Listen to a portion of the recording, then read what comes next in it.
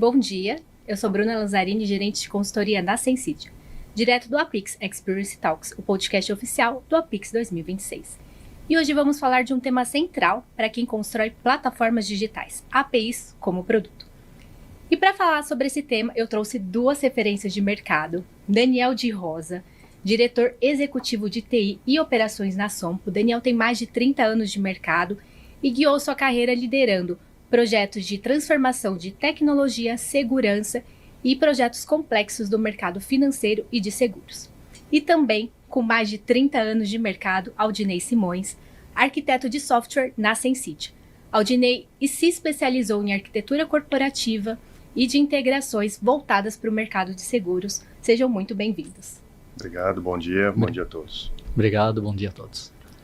E para começar nosso bate-papo, Daniel, quando a Sompo decidiu lançar o portal de desenvolvedores próprio, a gente entende que APIs deixam de ser apenas integrações e passam a ser APIs como produto. O que motivou essa mudança ali dentro da organização? Bom, a gente começou fazendo integrações com parceiros, né, pela necessidade normal. Hoje em dia acho que o mundo é totalmente conectado, então você precisa estar sempre plugado aos seus parceiros para viabilizar operações e tirar a parte de operação manual.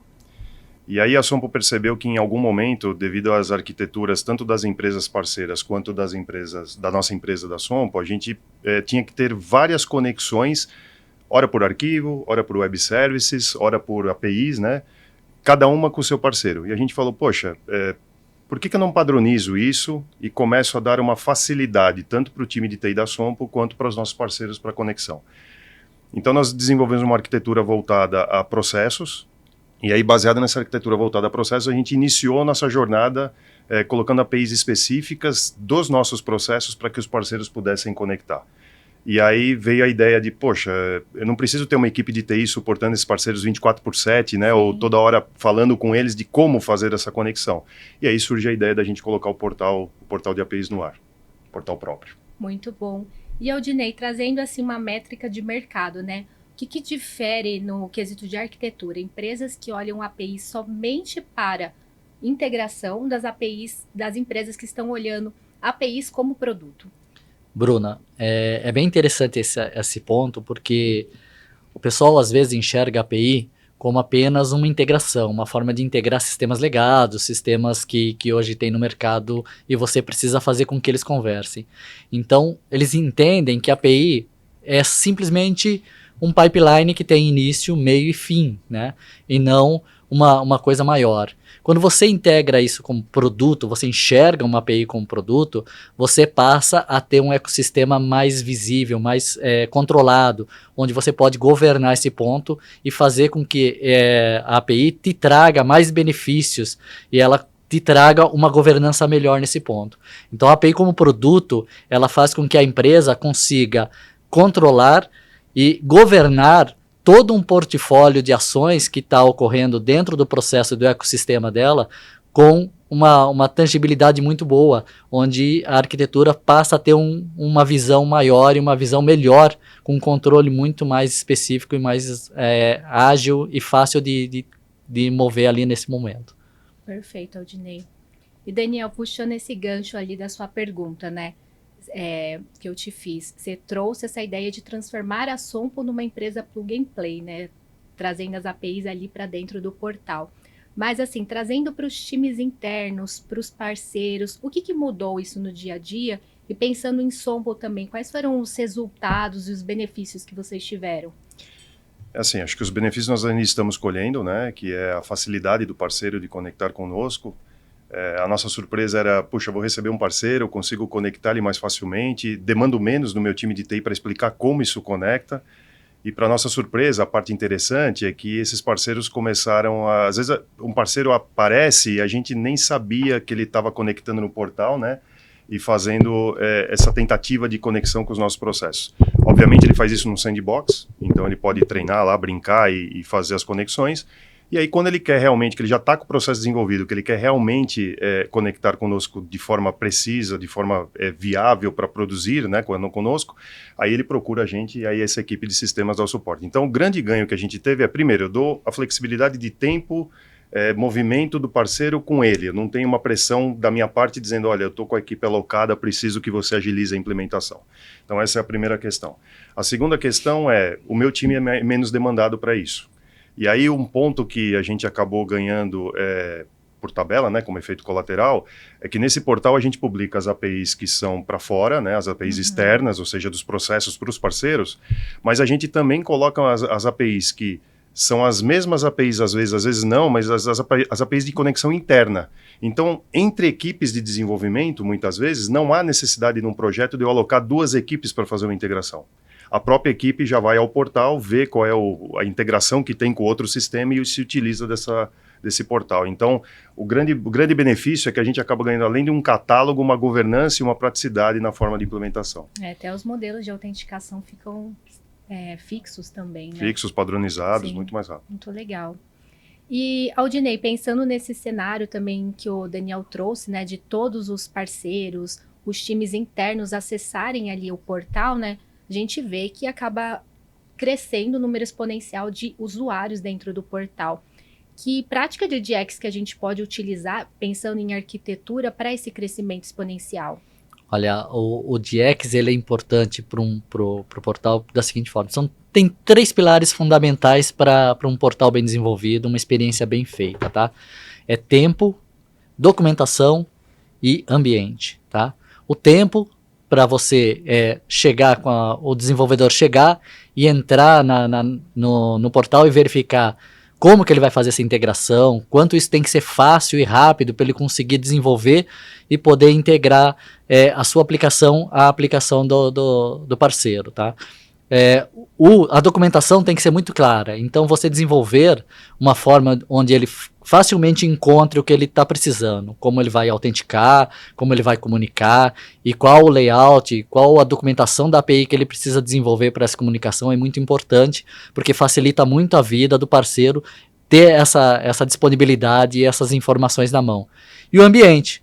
Por que o ambiente? Porque ele precisa testar isso. Então é importante que o portal ele tenha formas de testar isso de maneira fácil, onde você possa fazer testes, inclusive no próprio portal, sem precisar ter a sua aplicação rodando, onde você possa abrir, por exemplo, a API e fazer um try na hora ali, para poder entender como aquela API é chamada e quais os resultados que ela vão te trazer, o que facilita muito para o parceiro, para ele entender como que ele tem que montar o processo dele e a estrutura dele para essa comunicação.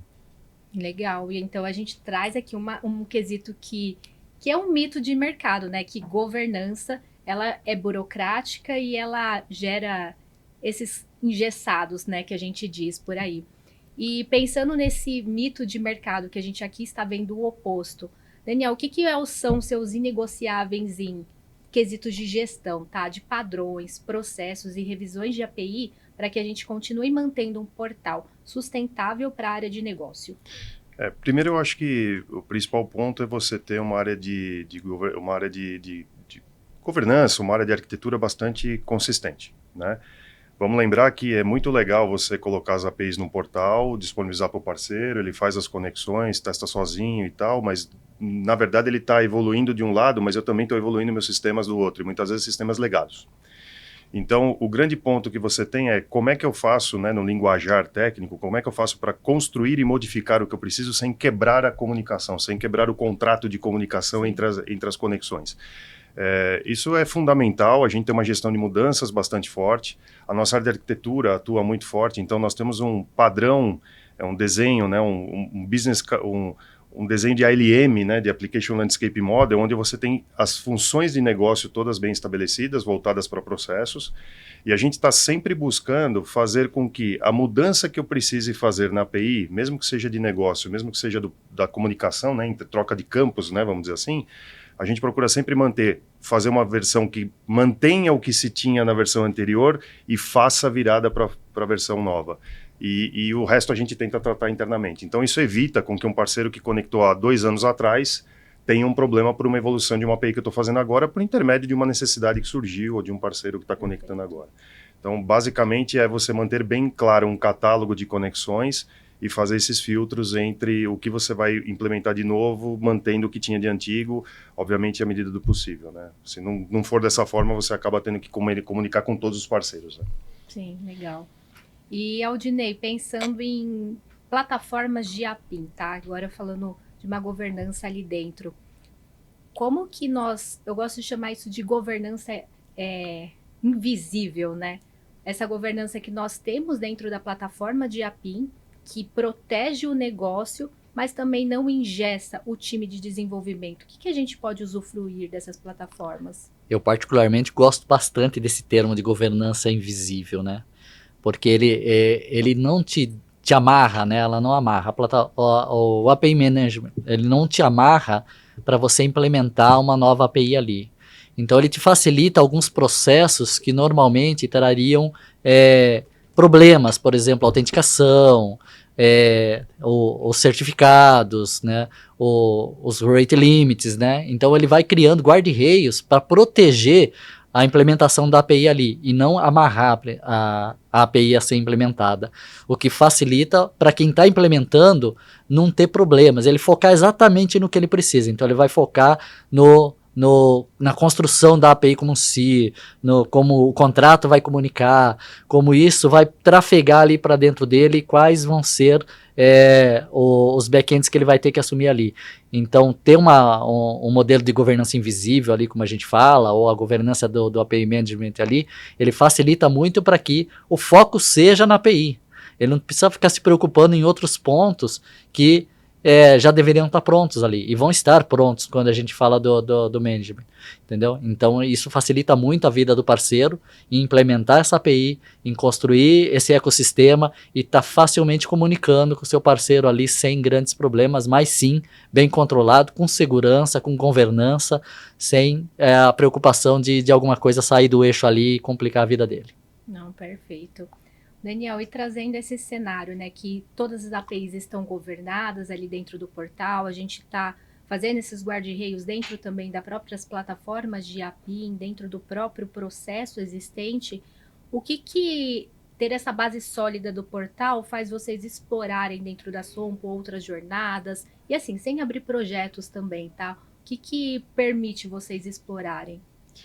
Eu acho que o que permite, Bruno, é você ter uma facilidade do teu parceiro conectar com você sem ter de conhecer exatamente o seu processo interno, né?